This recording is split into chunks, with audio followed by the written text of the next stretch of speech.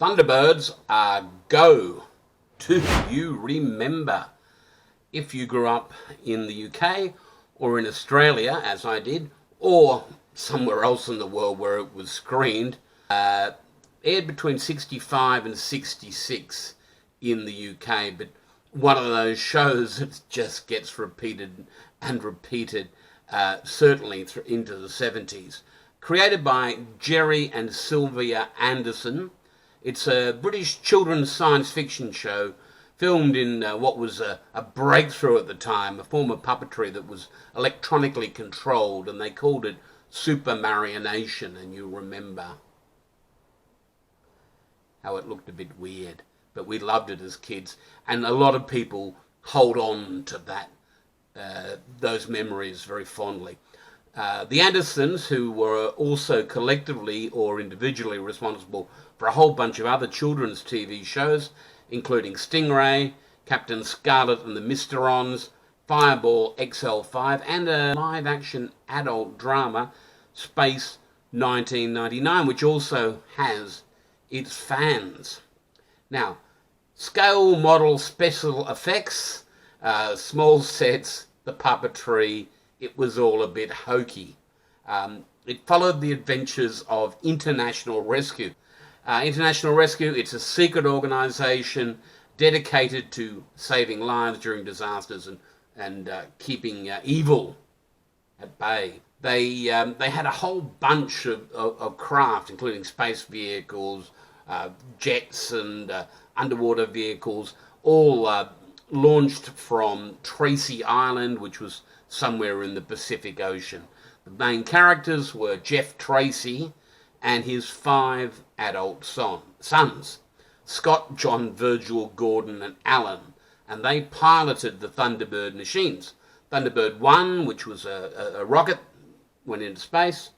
Thunderbird 2, which was my favourite, and it was able to carry different pods depending on the nature of the mission, would have the equipment and the things that they needed to complete that mission. Right up to Thunderbird 5, which was a space station.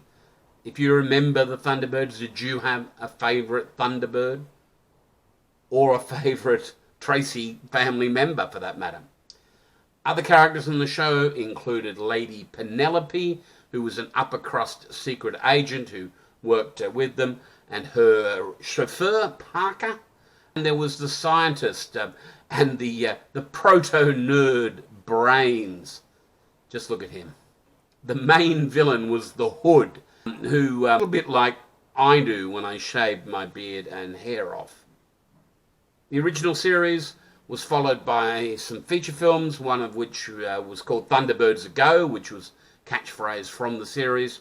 Another one called Thunderbird 6. I think there was a more recent movie that people generally didn't like, and there has also been a more recent series using computer animation, which just isn't the same as the Super Marionation.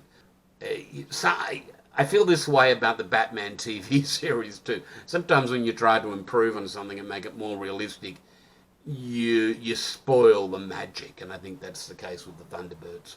So yeah, there we have it.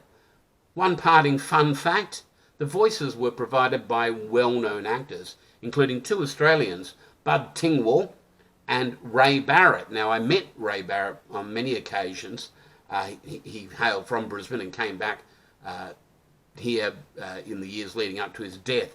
And he once told me that they'd record the Thunderbirds' voices on a Sunday when they either weren't working on films or in the West End theatres, and then they'd go to the pub and blow whatever it was that they'd earned from doing the voiceovers. There you have it. Do you remember the Thunderbirds? Do you have favourites?